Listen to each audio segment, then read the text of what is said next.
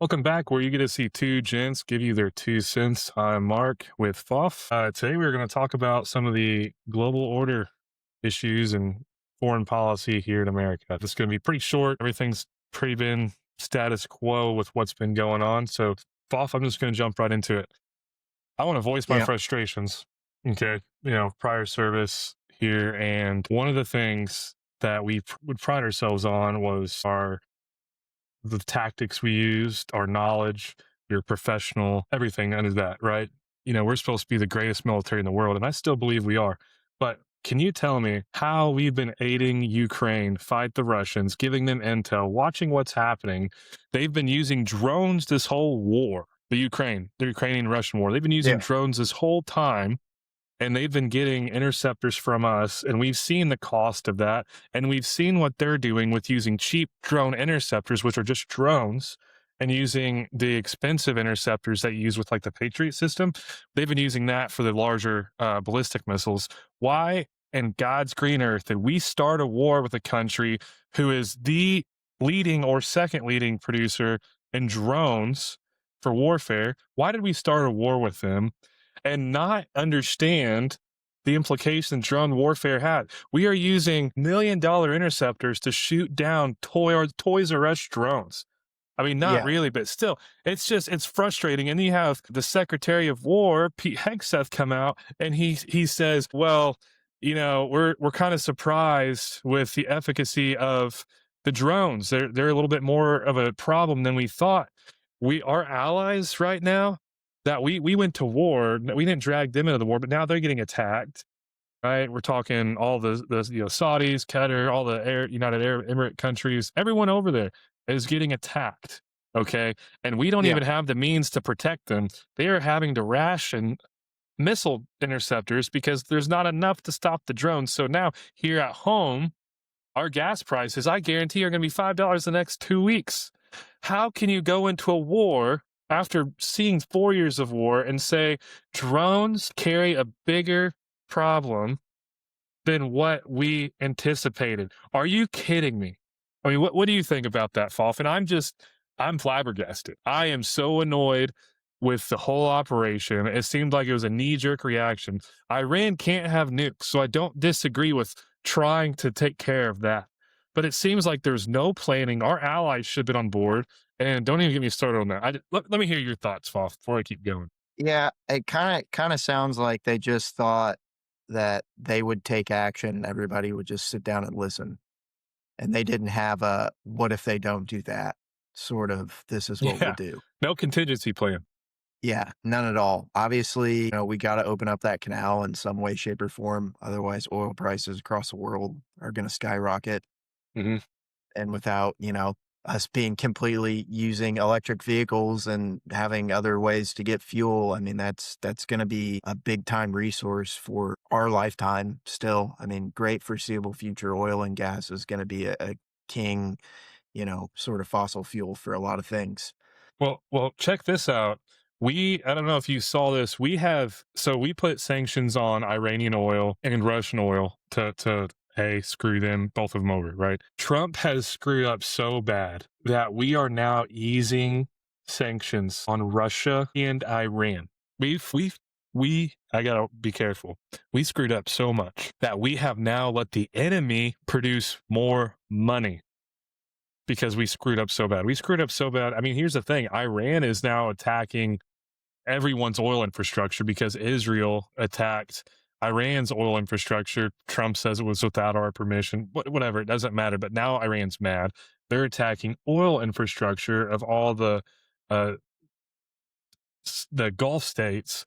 And we're saying, if you don't open, Trump tweeted on Truth Social, you have 48 hours to open the Strait of Hormuz, or we're going to attack your oil infrastructure again. What is he doing? Does anybody know what's going on right now? Not to mention, we have 2 Marine Expeditionary Forces en route to Iran. Dude, if we put boots on the ground, we are sleepwalking our way into the next Vietnam. Our country likes to spread propaganda just like any other country, and they like to make Iran seem small and minuscule. In a conventional war, 10, 20 years ago, We destroy them. They stand no chance. The problem is this is not a conventional war, it's asymmetric warfare, and we are not ready. Yeah. I mean, I don't know. It's hard for me to put myself into a troop's shoes that's going over there. Many family members that come back with PTSD stories. I mean, I hear what you're saying. Like if we go over there, I mean, we're not going to be fighting a typical good guy, bad guy. Like everybody could be bad guy, and you'd have no idea, and you just have to kill everybody, and then it would just be yeah, Well, f yeah, I all. mean, not only that, we're not our guys have not been trained. We have a lot of in the best of my knowledge, we have not started teaching drone warfare and basic combat training. The drone thing is a whole other. I totally agree. We should. I mean, We're not prepared for it. has there been cases where they recover these drones instead of just blowing them up? Like, are we like looking at these to see what the capabilities and like how much it would cost, da da da da, da, and like So literally, we are now producing drones that replicate the Shahed drone, which is what Russia and Iran are using. Well, Russia uses a variant. We basically cloned it, reverse engineered it, and made a Lucas drone. The problem right now isn't us using drones against them. I think that our offensive capabilities are fine. Obviously, drone the fact that warfare we're would help. using things that are more expensive on things that they can just keep Yeah, reproducing at minimal cost. it's the defensive capabilities. I mean, right now, our bases, our media is not covering it a lot. You'll have to go to open source intel websites to see this. Our bases are getting hammered by drones, but also ballistic missiles. I mean, they destroyed one of our most expensive radar systems with a drone, Foffman. A drone. It doesn't even Yeah, go at hypersonic speed. I mean, it's a drone. I mean, obviously it's quick, but the problem that it attacked our most advanced radar system. Not only did we go into this unprepared, but now we are showing the world we're not ready. yeah. We Showing them our weaknesses. Yeah, and now China, our adversary, can look at what we're doing and go, "Ooh, we need to get ready for this too." We aren't. I mean, this is across the board because drone warfare is so dangerous. So most modern military outfits have forward operating bases. They have rear operating bases, right? So you'll have higher ups that are going to be more centralized and safe, and then you have higher up or lower enlisted people further and towards the front line. Doesn't matter where you are, these drones go anywhere. I mean, the problem is we should have set up something. I mean, I saw a CRAM, which is you've probably played Battlefield, where the CRAM you shoot planes down. It's like a big machine gun. They've used that to take down drones. Israel's using a laser beam now, but the point is we're not ready. Now we are backtracking because we don't know what the hell to do. And I mean, it goes further beyond that. We said we were going to take out all of Iran's Trans 40 Erector launchers to stop them from shooting ballistic missiles. How did we not know they had literal silos like we do? Have you seen the silos in the West, like Colorado, where they just open the doors in the ground, they shoot up from the ground. They don't need a Yeah, launcher. Yeah, so they've got that under sand. They open these doors hidden by sand and they shoot freaking rockets out of them. doesn't surprise me. Yeah, so anyway, I'm really frustrated that we're not ready for this. We started a war. I feel like we bit off more than we can chew. Again, Iran cannot have nuclear weapons, but we didn't plan right. And now we are in one breath, we are telling our NATO allies, we don't need you. You took too long. And the next breath, we're saying you are cowards for not helping us. Our foreign policy is in disarray and we look like a bunch of freaking clowns. Well, it's not good. It's not good at all. No, man. And it's disheartening to your Especially point. Trump's gonna be, he's only got a year and a half I now. can't, dude. I used to be a staunch Trump supporter. I cannot support any of the foreign policy decisions we are making right now because it is not making sense. It's not planned out, and it's just knee jerk reaction. I mean, if you look at the Maduro thing, we're not running Venezuela right now. His successor is running Venezuela. Iran, Ayatollah's son is running Iran. And now, not to mention, Cuba is under a naval blockade by us, and they have a blackout, which is a total humanitarian crisis. And what for? Why Yeah. are we doing this? And it's just, God, I'm so frustrated. I'm so frustrated with it all.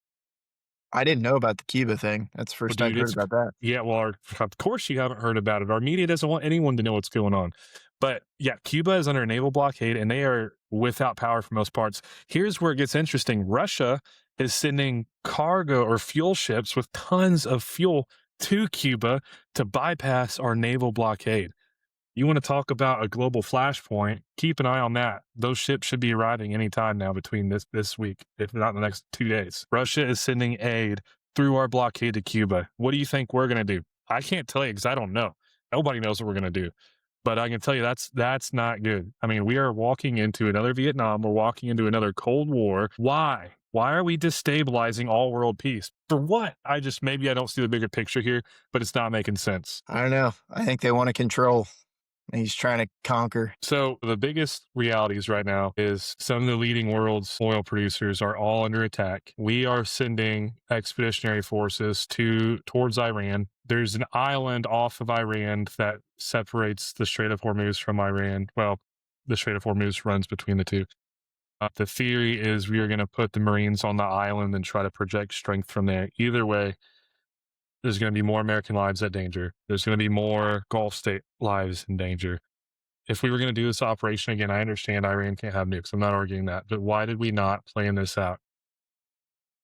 I don't understand why this was not more planned out. There should have been 20 contingency plans, if not more. Well, if we do this, what about this? Well, then we can do this. What if we do that? You know what I mean? It's just the tactical. Somebody wasn't listening to somebody. Either that or everyone was afraid to speak up. I don't know. But it's got some big implications worldwide. It's definitely got implications for us at home. And I mean, we've already lost American soldiers. We've already lost American lives, and we're going to lose more. Damn, that's sad. I hope they can create a resolution before it gets, yeah, like another cold Vietnam War. Because I don't know, wartime is usually good for the economy during it, but usually shortly after it creates a little bit of a mini recession. And I'm always worried about like the dollar standard. Obviously, oil prices and everything else, affects inflation. It's worse for our economy, but we have to remain top dog to keep our currency in the main currency used in the exchange rate Yeah, for the whole EU. I think my biggest complaint right now, I mean, there's a lot, but the fact that we went into a drone war with no plan for drones. I mean, Yeah. that's what we did. That was arrogance. That was arrogance. It's like General Custard. And I'm surprised we aren't the leading, like, I know people can probably produce El Cheapo stuff better than us, but I I'm surprised we aren't the leading drone producer, just tech-wise. I would Not like say numbers, but right. So when you look at warfare, for the most part, you can split it into two doctrines. You got the Western doctrine, and this is general before we have West Point grads coming in correctly, but you've got Western military doctrine, you've got Soviet military doctrine. Soviet military doctrine focuses on waves of people. So sending soldiers after soldiers just to take an objective without much thought. They have numbers. They're just going to send tons of people at a target and get that target through sheer numbers. That goes into tanks, drones, whatever. So when you look at Iran and Russia, they produce all of these low quality items to flood defenses. Right? Western doctrine is less people, more money, better technology. Well, you're literally seeing that play out right now. We're using the most sophisticated interceptors known to man.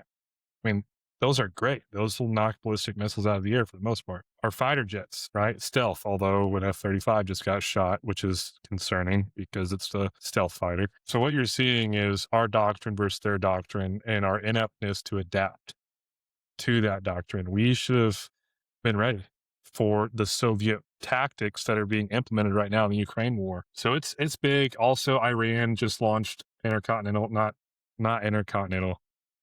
They just launched intermediate range ballistic missiles at Diego Garcia, which is an island we base a lot of our planes off of.